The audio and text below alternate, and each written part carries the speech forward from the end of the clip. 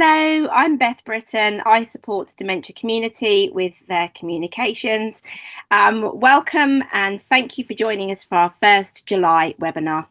Before we get into the topic for today, I just wanted to briefly explain a little more about Dementia Community. Dementia Community is a charitable community benefit society, a membership cooperative that provides learning and networking opportunities for the dementia care community. We are an independent voice and inclusive organisation aiming to help all of our members to feel connected, informed, inspired, empowered, purposeful and engaged in co-produced changes that improve everyone's experiences of dementia, both in care and in wider society. This webinar is just one example of the many ways in which we do this. Community members own a £1 community share in Dementia Community, and membership is open to everyone. So if you aren't already a member, do join us. You can use the QR code on your screen or the link that will shortly be in the chat to visit our membership page. If you're having any difficulties in joining Dementia Community, please do message my colleague Melanie or myself and we will aim to help. One of the benefits of being a member is a discount to our in-person events, which include our flagship UK Dementia Congress, now in its 19th year and being held in Manchester on the 17th and 18th of November. Early bird tickets are live, as you can see, so do grab yours. The programme is going to be fantastic and very much not to be missed. Again, you have a QR code on your screen and there will shortly be a link in the chat as well. I'd also like to highlight a new initiative we've begun, which is to do with our Journal of Dementia Care, and it's called the Editor's Pick. This is a free article chosen by the editor of the journal, shared to give you a taste of content of the Journal of Dementia Care. Please use the QR code on your screen or the link in the chat to read the article. Remember, if you are a member of Dementia Community, another benefit is 25% off your subscription to Journal of Dementia Care. So do have a look at the editor's pick, and if you like it, do subscribe. We also have 2 free issues of JDC available: Equality, Diversity and Inclusion, a special issue, and Celebrating the Arts in Dementia Care. Again, we will pop a link in the chat for those, so do have a look at those. And also, if you would prefer a hard copy, you can email us and we will provide an email address also in the chat. So without further ado, then let's begin with thinking about today's webinar. So our topic for today is alleviating social isolation through intergenerational connections. I will introduce you to our speaker shortly, but just some brief housekeeping first. We are recording this webinar, so if you don't want your face on the recording, please turn your camera off. Use the chat for questions. We will have a Q&A and discussion after the presentation, and we will be keeping an eye on the chat as well. We hope to have live participation too, so if you would like to ask your question yourself when we get to it, please do make that clear, raise your hand, etc. Afterwards, we will email you the link to the recording, which will be going onto our YouTube channel, Dementia Community, and other related information will come on that email as well. So let's get started then. So our speaker for today is David Annand, who is the Head of Operations and Fundraising at Adopt a Grandparent, the recently award-winning, again, Adopt a Grandparent. So many congratulations, David, on the latest win. And I know you've had a fantastic intergenerational sort of week as well in connecting with lots and lots of care homes. So we're really looking forward to hearing all about that. So welcome, and over to you. Thank you. I'll just share my slides with you.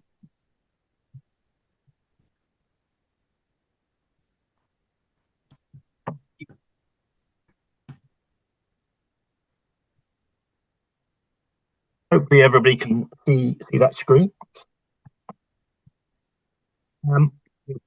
Welcome to this webinar about Adopt a Grandparent and how we alleviate social isolation through intergenerational connections, matching elderly care home residents with younger volunteers.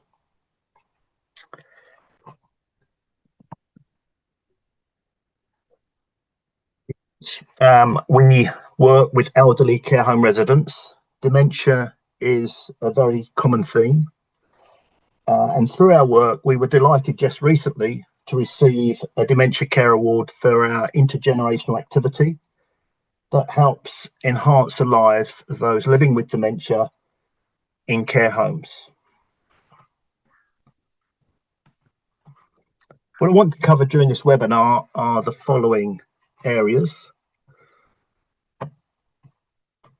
So, Adopted Grandparent's background, how it was created, and why I'm involved with the charity. I want to talk a little bit about the fact that we've got a much older population now, and it's getting older, and the impact of that on loneliness. What actually is loneliness? What do we mean by that? What is Adopted Grandparent's charitable mission? How we are using modern technology to create intergenerational relationships between care homes, residents in care homes, and our often younger volunteers. How you can volunteer for Adopted Grandparent, how that works. I've got a couple of case studies I want to go through with you. One of them being very much a dementia case study, and how care providers, care homes, families, individuals, and sponsors can all get involved with our work to try and reduce levels of loneliness. And then at the end, we can have a Q&A. The background of Adopted Grandparent, it was founded by a lady called Shaliza Hassan, who was born and raised on the grounds of her family's care home. That care home group is called CHD Living, who operate a number of care homes in Surrey. So growing up in a care home environment, Shaliza had 15 adopted grandparents and learned at a very early age the value that can bring to both parties. So in October 2019, she formed Adopted Grandparent, and it was formed to address loneliness amongst older residents in care homes and younger people in the community by inviting those people into care homes and encouraging them to adopt a grandparent of their own who they could spend quality time with. Obviously, in 2020, COVID-19 arrived, which meant that Adopted Grandparent moved online, and it became a video calling service.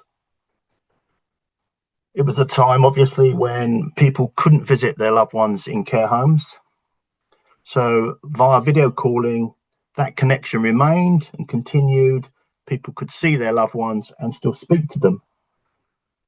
But by taking Adopted Grandparent online actually gave the charity greater reach, because we were then able to recruit volunteers, not just in this country, but in other countries, who wanted to volunteer to adopt a grandparent to help alleviate their loneliness, particularly during COVID at the time.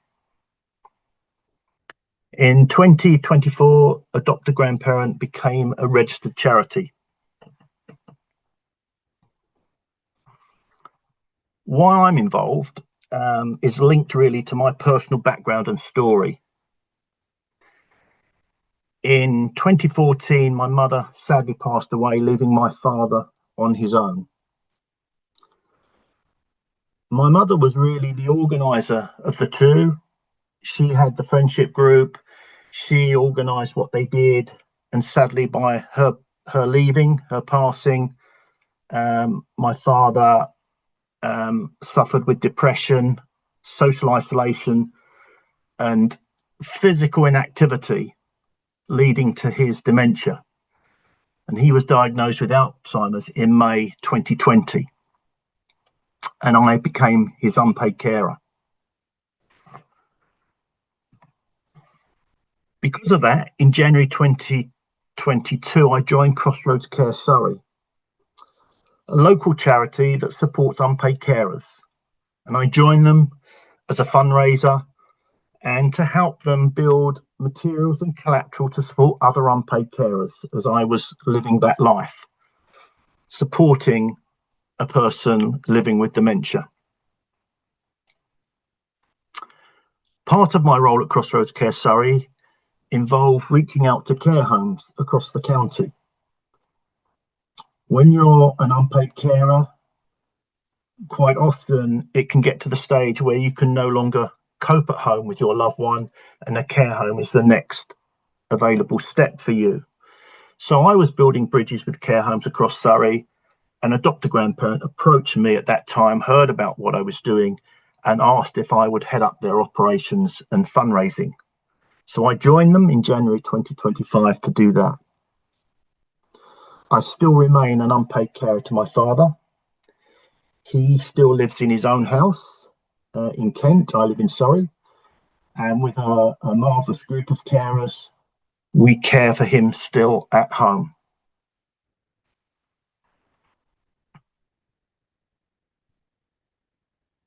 Oh, a little bit about our population getting older. The number of people in England at age 50 and over has increased by almost 7 million people in the last 40 years. 4 in 10 of us are now age 50 and over. And more of us are reaching older ages than ever before. The number of people aged 80 and over is due to more than double over the next 40 years to over 6 million. By 2050, it's estimated that 1 in 5 people in the UK will live to be 100. And most older people, like my father, live alone. And by living alone increases the risk of social isolation and increases the risk of developing dementia.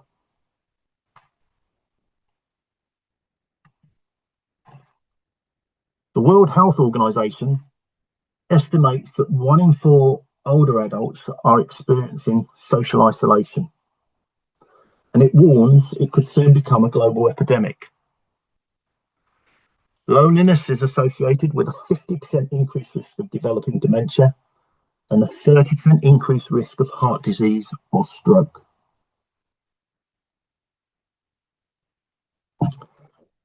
Loneliness Awareness Week identified that in the UK, 500,000 older people go at least 5 or 6 days a week without seeing or speaking to anyone at all.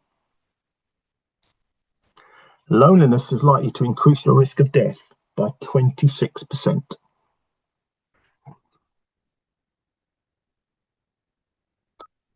What is loneliness? What do we mean by loneliness? I've got 2 statements here that I would like to share with you. And the first one is, being alone isn't what makes you feel lonely. Loneliness is having other people and society and community around you, but you having a deep sense of being excluded from them. Now, some people ask the fact that we're working with care home residents, that are they really lonely because there are other residents in the home and there are care staff there? But it's that sense of being excluded from community around you. And that includes the community outside of the care home. Loneliness is a feeling related to whether the social contact we have is meaningful to us and meets our emotional needs. This is something that I'm going to come back to when I go through the presentation about why this is so important to the care home residents that we're working with. Adopt a Grandparent enables residents in care homes to have their individual emotional needs met. It's not always possible to do that in a group setting in a care home, but by utilising Adopt a Grandparent, it is a person-centred support service.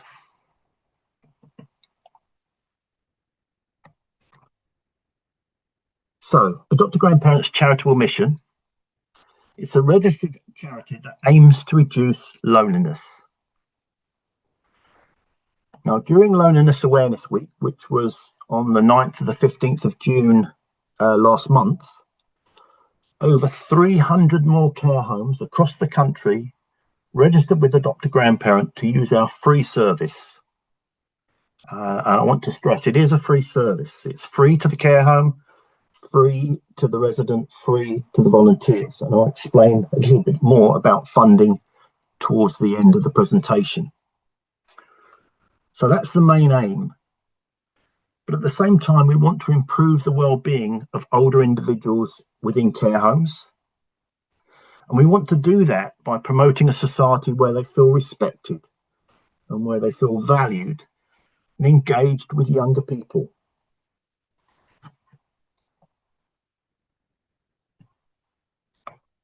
So the way in which we do that through modern technology is by using an AI-powered platform called Togetherly. And we use this platform to create intergenerational connections to prevent isolation for older people in care homes. Now, the platform enables us to do some wonderful things. First of all, it enables us to monitor the emotional engagement of the care home resident over a period of time, from when they first start receiving these video calls and taking part to months further down the line. And we can monitor that emotional change by receiving these calls and provide that valuable insight back to care workers working within the care home. The platform enables us to transcribe the video call, and we can listen to the video call back. The platform has all safeguarding built into it. So, for example, if the care home resident and the volunteer were to start talking about a subject such as money, it would highlight that as a potential safeguarding issue. We could then listen to the call back to decide whether any further action needed to be taken. So both parties, the elderly care home resident and the volunteer, are totally protected by using this platform. And safeguarding is a key issue for us. We only offer Adopt a Grandparent to care homes, and we are in the early stages of offering it to home care providers who provide living care. And this all comes down to safeguarding, because although it's a video calling system, over a period of time when these calls take place, sometimes the two parties, the elderly person and the younger volunteer, will agree to meet face to face. Now, when that happens, Adopt a Grandparent can't monitor the safeguarding because it's now outside of the platform. So the safeguarding transfers to the care home or the home care provider. We are unable to offer that protection or safeguarding to somebody living on their own in their own home. And that's why we just work with care homes and home care providers.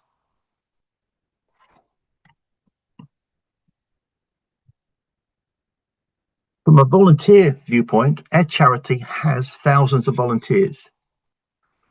Most charities struggle to get volunteers.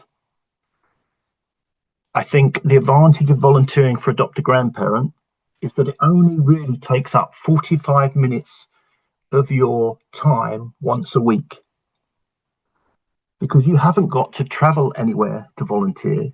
You don't spend time there volunteering, and you haven't got to travel back from that place of volunteering. Our volunteers, if they wanted to, can make a video call on their phone while sitting in their car. They are promising around about 45 minutes once a week. We get 6 to 7 volunteers sign up every single week, volunteers of all ages, and some volunteers from other countries. They sign up on our website and they provide us with details of their hobbies and interests, any languages they speak, and any challenges or life experiences that they've encountered. We then carefully match them with a care home resident who shares those similar interests. Presently, we're finding that care homes who register with us normally put forward 1 to 5 residents who are looking to be adopted by a younger volunteer. We interview the volunteer. They have to prove to us who they say they are with a valid passport or driving license. And we ensure they are a suitable person to speak to an elderly resident in a care home and to speak to someone with dementia. We train our volunteers on how to speak to someone who has dementia.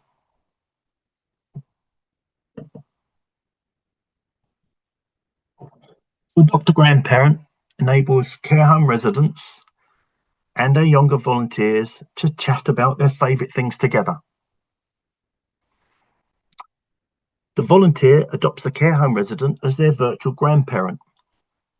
Quite often, a lot of our volunteers don't have grandparents of their own, and they're looking for that communication with somebody of that age.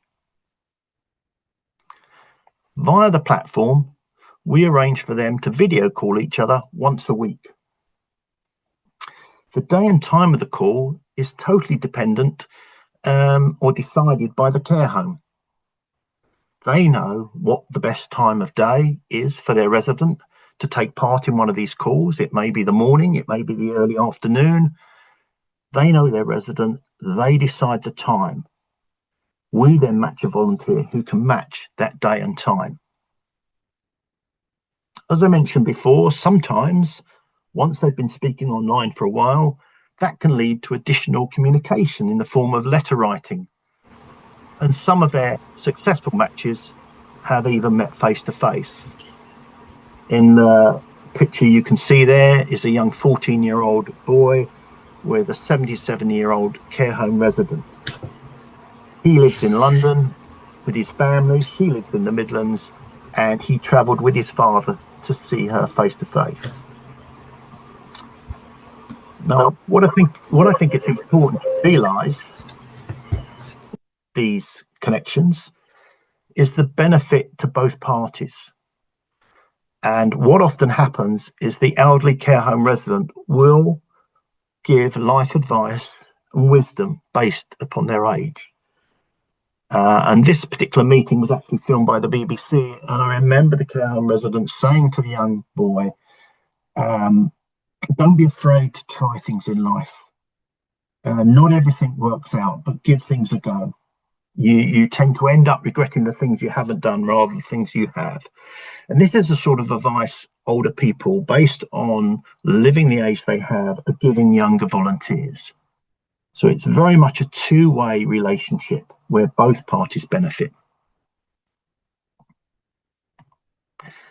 I want to share with you a couple of examples of how Adopt a Grandparent works and the power that it has. This is a Korean gentleman living in a UK care home. We were approached by the care home, who said that he wasn't really getting involved in any activities within the care home because nobody could speak Korean and couldn't communicate to him to encourage him to take part. So we matched him with one of their volunteers, a lady who lives in America but speaks Korean, and she calls him once a week. Since these calls have been taking place, the care home have come back to us and said that he is now taking part in other activities in the care home because he's got someone of his own who he can talk to in Korean, who he can tell them how he's spending his day. And it goes back to that point that I raised earlier about what is loneliness.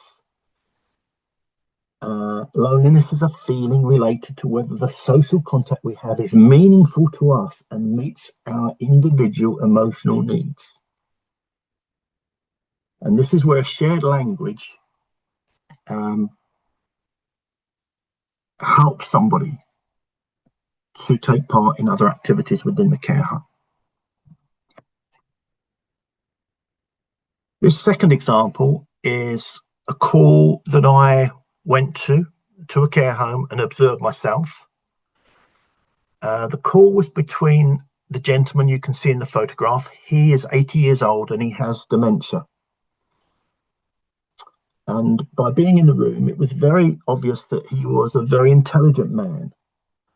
In fact, he considered himself, I think, to be a bit too intelligent for the other residents in the care home, and therefore didn't really interact with them and spent a lot of time in his room. But because of his dementia, like a lot of people living with dementia, he wanted to talk about his early life, about his family, about where he was born, where he grew up. And he actually was born in India and lived in India during his early life. So we matched him with a young volunteer you can see on the screen. She's 31 and she'd travelled to India. So she could talk to him about the places where he grew up. Now, as the conversation developed, he, talking about his family, started to share advice with her. And what he was saying were along the lines of, don't leave it too late until you tell the people you love that you love them, which is a really strong and powerful message that only someone of that age will normally give to a younger person. And because he had dementia, he repeated this theme a few times during the conversation, which made it even more powerful. The other person that you can see in the photograph is the well-being coordinator at the care home.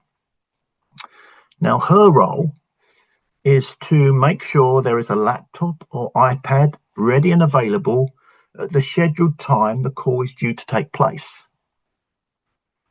Now, it's entirely up to her whether she, once she's connected the care home resident to the video call, whether she stays and sits and joins in with the call, or whether she leaves and lets the care home resident just chat one-to-one with the volunteer. That's for the care home to decide. They know their residents better and they know how best the calls will work.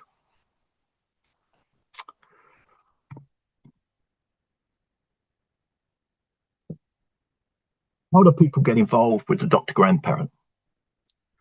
For care providers, care homes or home care providers providing living care, they can register with a Dr. Grandparent to get involved directly via a website link, which is on the screen. Once they've registered with us, I will contact them, arrange to have a Teams meeting with them to explain next steps and how they register their residents to join the scheme. And again, they're sent a link, they fill out an online grandparent questionnaire for each resident they would like to join the scheme. Hello, sorry to interrupt you, David. I can't see any website or link on the slide there about how to get involved. Yeah, I'm going to pop a link in the chat now, David. You carry on talking and I'll pop it in the chat for you. Thank you. Thank you. Okay. So they tell us all about their residents, and the more information they provide, whether the resident has dementia, whether they're hard of hearing or suffer from sight impairment, the better we can match them with a volunteer. The volunteers also register via our website. Again, there's another link there, but you probably can't see it, so we'll share that with you. But it's a link again to our website where volunteers join and they tell us all about themselves. And we simply match the two. For families, what I would suggest to families, if your loved one is in a care home, I would ask them to ask the care home whether they offer Adopt a Grandparent for additional person-centered care for their loved one. or if they're considering a care home, it's a question they should ask. It's entirely free, and it's something extra for their loved one in the care home, which is uniquely for them.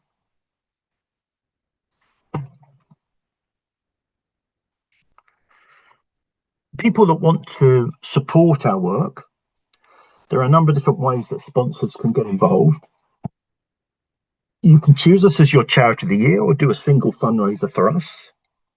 You can become a friend of Adopt a Grandparent for as little as £500 per year. And we can offer different supporter packages ranging upon your requirements, which have different association benefits linked to them.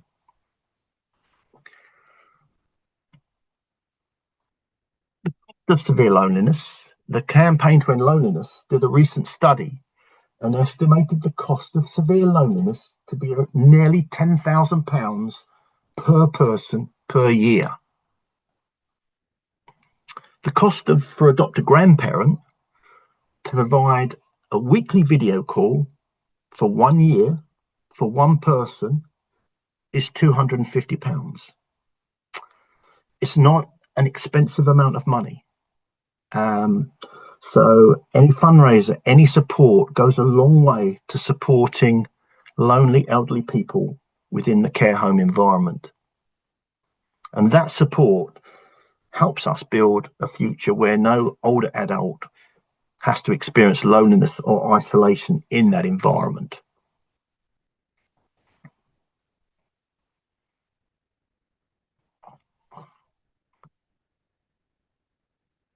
That's really the end of my presentation.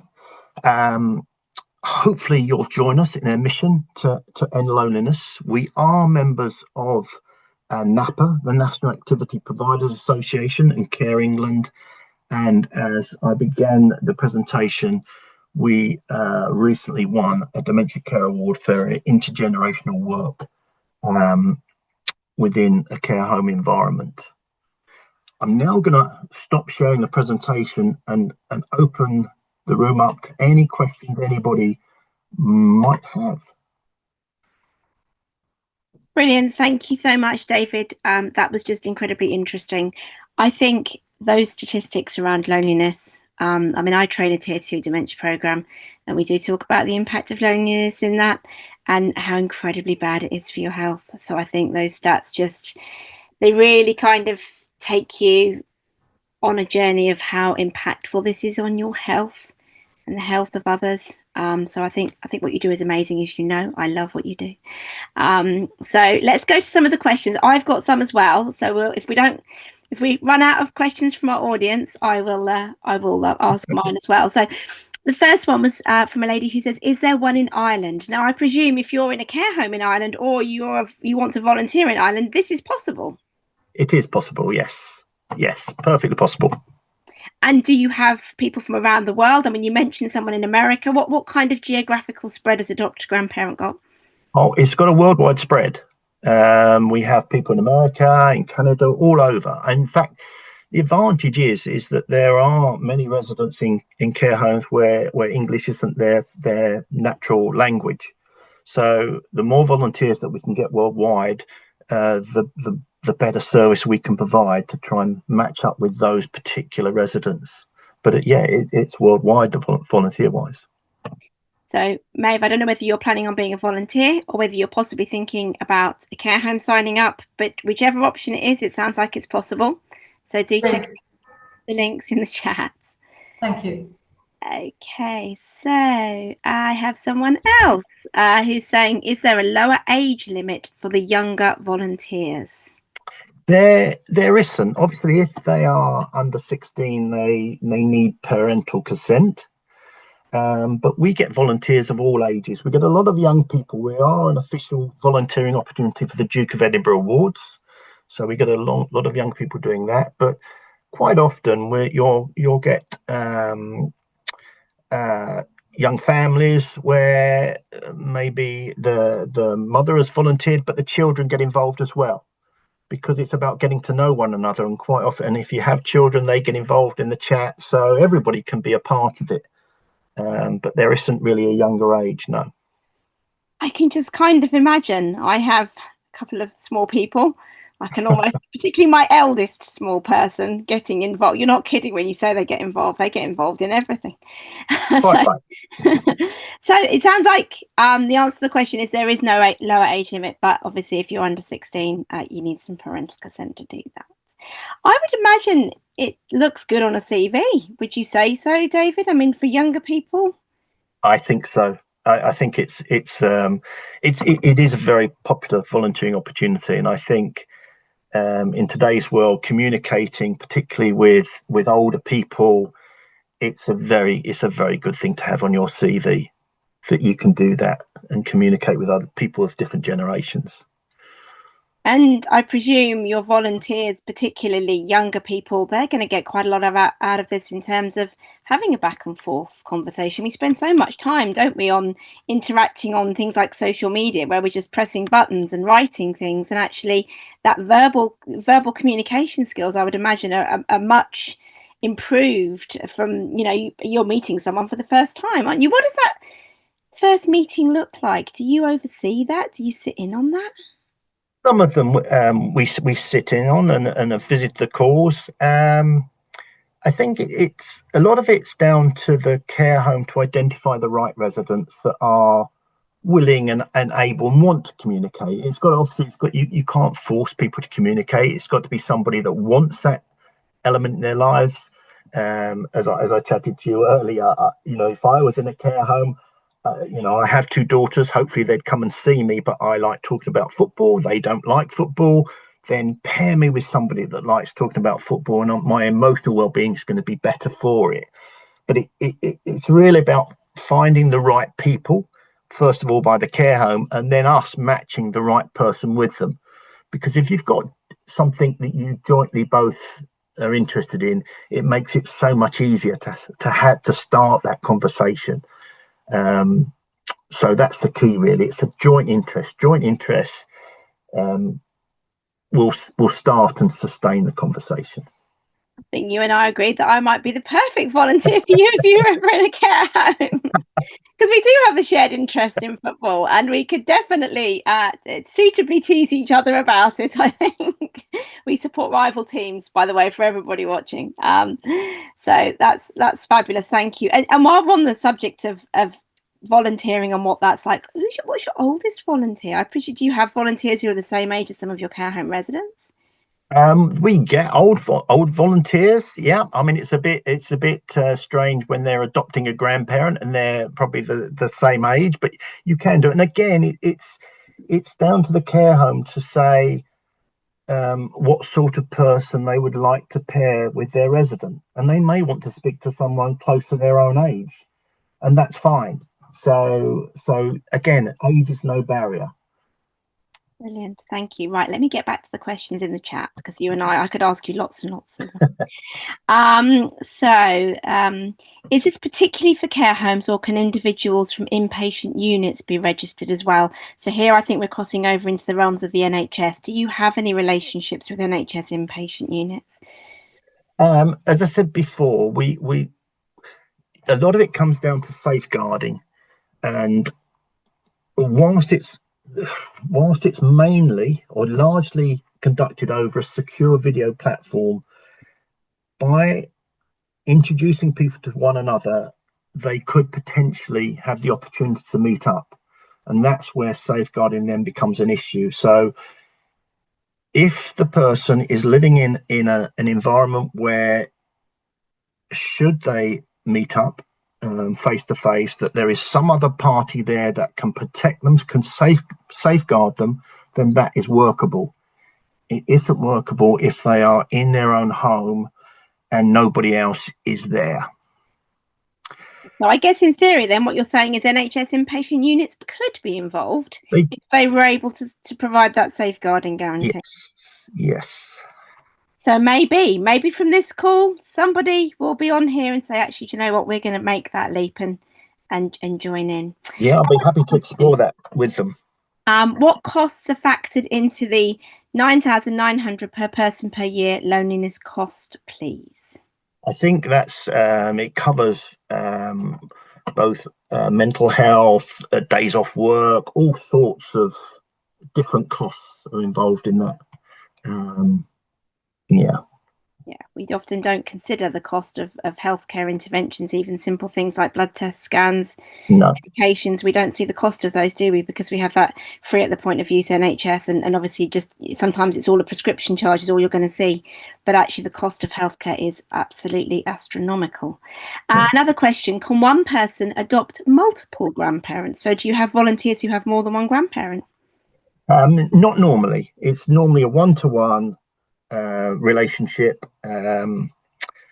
Again, as I say, we ask them to devote sort of less than an hour once a week, but it is purely a one-to-one arrangement. Obviously, sometimes the pairings can change, because sadly some of the elderly residents in care homes may their dementia may develop where they can no longer take part, or they may sadly pass away, in which case we then pair the volunteer with another elderly person.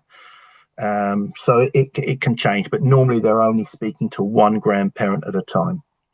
Yeah, I was going to ask you about dementia and the progression of dementia and how that perhaps affects some of these relationships. I mean, how far can you support someone? I guess again, it's about working with the care home, is it, to sort of Yes. work with that person? Yeah, I mean, the care home knows the capabilities of their resident in being able to have a conversation with somebody else. So we very much leave it to their judgment as to when that happens and how long that can happen for, because it can differ from person to person. Yeah, absolutely. And when you do have to break bad news, I would imagine people that have formed relationships for a long time, that's quite difficult to do that. You might be the person who's telling the volunteer, actually, your grandparent that you adopted, they've passed away. Indeed, it is a very difficult situation because strong friendships have been formed. We do offer bereavement training as well as dementia training, because of that close friendship that they've built over a period of time. Do you support anybody who's got LD in a care home, so learning disabilities in a care home, or is it more just sort of older people, frailty, dementia, conditions like that? We what we are doing, we're working with a trial with an organisation called Lifeways, who support vulnerable people of all ages. And what we're doing a trial at the moment is for the younger people that they're supporting, they sign up as a volunteer, and then we match them with an older person within the same Oh, wow. organisation that lives somewhere else, so that they both benefit from the scheme. So yeah, that's one way of doing that. I love that idea. So within an actual provider, people in different locations connecting in that way. That's Yeah. fantastic. Very holistic. Right, let me get back to the questions. Jacqueline says, have you found if there are any IT skills needed within care homes who use the service for their residents? If there are, how are these skills needs met to enable the online delivery? Yeah, that's a good question, because I'll be perfectly honest here. The biggest stumbling block is not really an IT skill. This is about care homes and well-being staff that have got maybe 70 residents or more in the care home, having to devote one-to-one time to just a handful of residents, and it's about them having the time to do that, to set up and be available so the calls are ready for them. So it's not so much an IT skills issue, it's more a time issue for the people that have to provide this service for residents in the care home when it's not a group activity.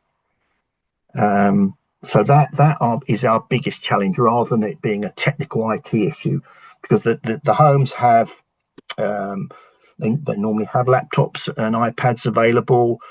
The way the system works is they don't have to download any software. They will receive an email invite, a bit like you do for a Zoom's meeting or a Teams meeting, 20 minutes before the scheduled call's due to take place. They receive another email when the call is actually starting. they can click on either of those emails, and there's a simple connect online button on that email. You press that button and the video link opens and you're talking to the volunteer. So it's very easy to operate. It's more about the commitment to time once a week for one individual out of about 70, 75 living in the care home, that you're providing that. And remembering that day, that time, yeah, everything started, and then of course hoping that the equipment and the Wi-Fi and everything is going to behave itself. But doesn't sound like there's a lot of skills needed. Not a lot of skills needed. No, a lot of it is down. Obviously, when you're working with elderly people, half an hour before the call, everything can be fine, and then they may be asleep. Something else may have happened. So there has to be a bit of flexibility on both sides between the resident and the volunteer, that, you know, it may not always happen on time every single week. But it's important for our volunteer to be there every week, to be available for the call, should the resident be there wanting the call. Can you explain a little more about the emotional monitoring, please? Yeah, I mean, through AI, which is quite amazing these days. The software can predict whether the mood of the people on the call, as to whether they are happy, whether they're agitated, various different states, by receiving these calls. And it is possible through the software to then measure this over a period of time, to see their reaction as these calls are taking place, and they get to know this volunteer better each week and look forward to their calls each time, their emotional response. So it's all done through AI. I'd love to be able to say more about AI than that, but it's one of those things I just think, wow, that's incredible, and think, fine. Yeah.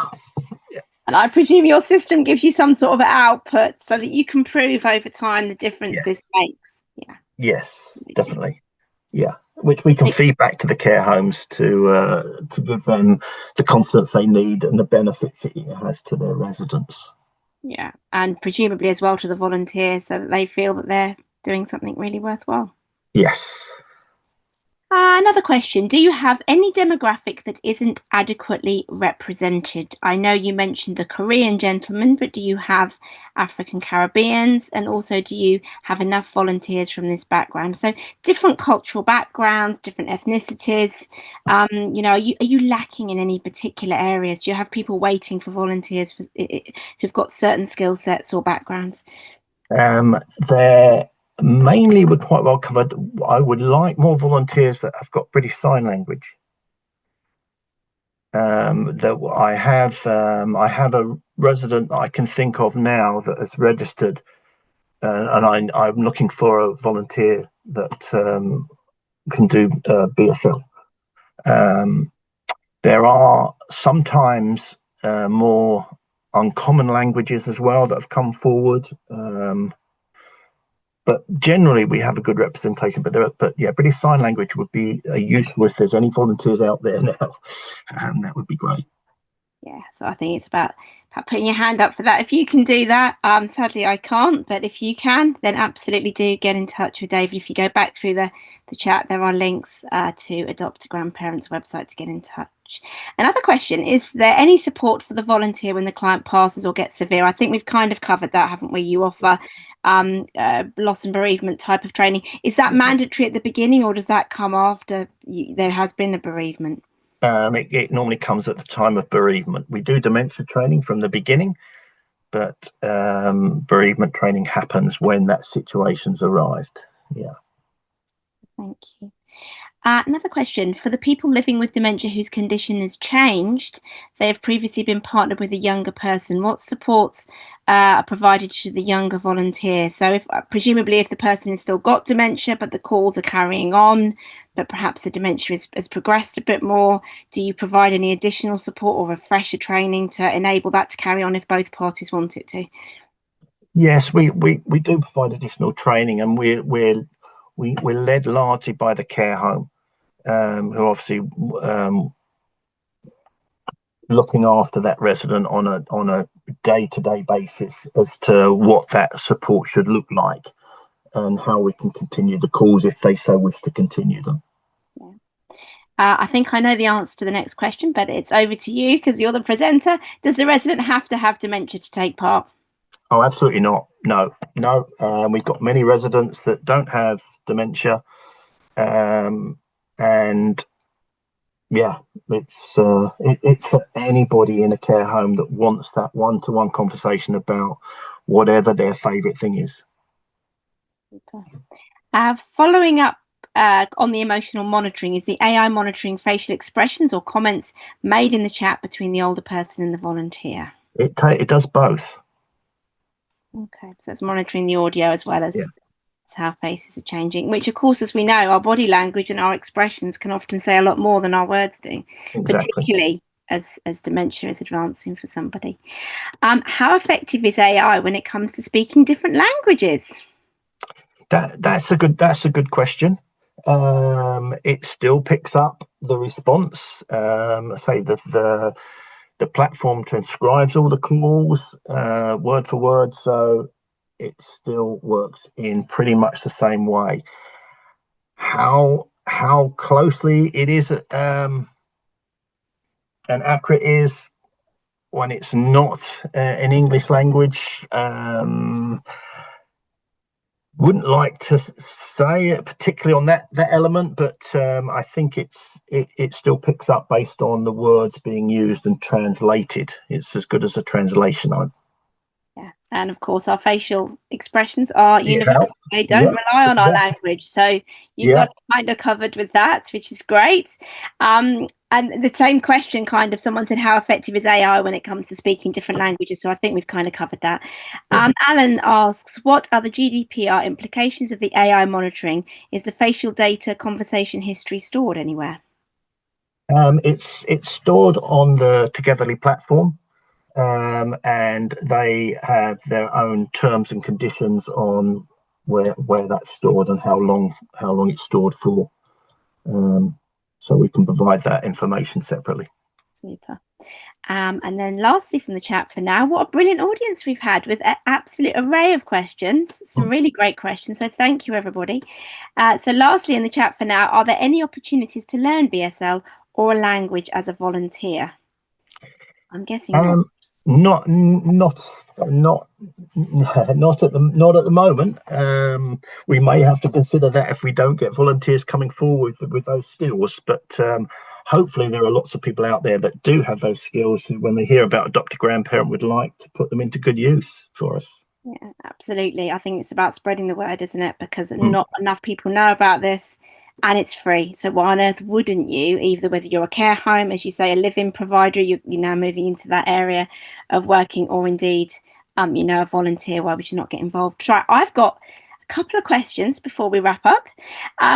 So do care home staff learn from the calls they witness? They must do. We saw that picture there of the wellbeing worker sat with that gentleman who had dementia. What do staff get from this? I think that's a really good question. I think they get to know their resident probably a little bit better by they obviously know what their individual interests are by chatting to them in the first place, but when those interests are explored by somebody else and somebody else is asking the questions, you always learn. It's a bit like us having a conversation here now. I'm learning now based on the questions I'm being asked. You learn. And that's the same for the care workers in the care home. They know more about their residents and the pleasure that they're getting out of that call because they're physically sitting there witnessing it. So I'm imagining that if I was a member of care home staff and I'm witnessing conversations, these weekly conversations between this resident perhaps living with dementia, who perhaps doesn't communicate that much to the staff team and in the care home, but with this volunteer they've really gelled with and they've got this shared interest with, they're having really rich conversation. I can imagine you would learn a lot from that. Have there ever been any examples care homes have fed back to you where they've done some amazing life story work or something like that as a result of what they've learned from the conversations that they've witnessed? I think what's happened from some of the conversations have gone so well that they have encouraged a face-to-face meeting. And the example that I gave between the 77-year-old lady and 14-year-old boy, that was arranged basically because the conversations are going so well, and they were very keen to meet one another. And the care home have learned from that and arranged and facilitated that, and have shared that story. And it's a wonderful story. And you can see when you watch the video the genuine feeling that they've developed between one another. It's lovely. Yeah, that is very, very special. And I think a call for care homes, actually, because I love life story work, actually, if you can get some additional information and do something really meaningful for the person, I think that's really fantastic. What's your balance of volunteers and care providers? I'm guessing more volunteers than care providers or residents currently. Yeah, I've got more volunteers. I said during Loneliness Awareness Week we had over 300 care homes registered with us.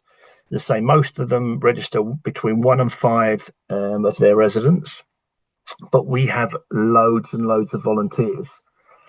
And obviously, sadly, with residents, some of them will pass away.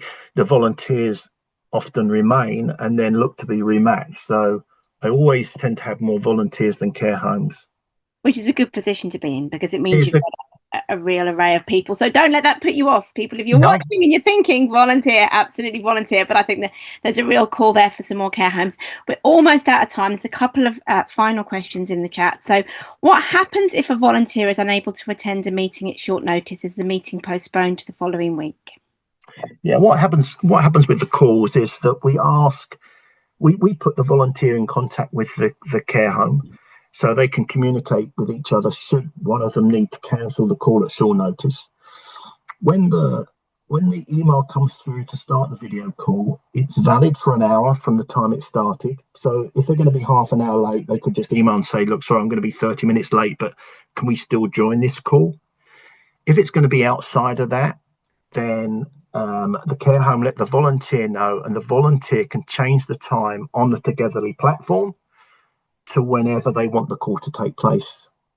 Okay, fantastic. Because obviously things do change in people's lives. And then finally, from Katie, if a patient was signed up for and engaged in weekly chats with someone, would this be able to continue on discharge to their home environment? And she's talking here about someone who was in a ward in hospital. And I think you're going to say no unless there's a living care provider involved. It's that safeguarding, isn't it? Yes, I am going to say that, I'm afraid. I do realise there are so many people at home, like my father, who they haven't got that care companion constantly around the clock that can safeguard them. But I think it would be great to see this rolled out to live-in providers, because there are an increasing number of people who want to choose that option. We know 85% of people would rather remain at home if they live with dementia. So actually, it's a great opportunity to do some great work in that area. You've got some lovely thanks coming in. Great. David. So Chiara, this is absolutely fascinating. Thanks so much for your time and insights, encouraging everyone to do sign up to Adopt a Grandparent, because obviously we would very much like to see more people involved. And to everyone else, we look forward to seeing you on a Dementia Community webinar soon. Thank you.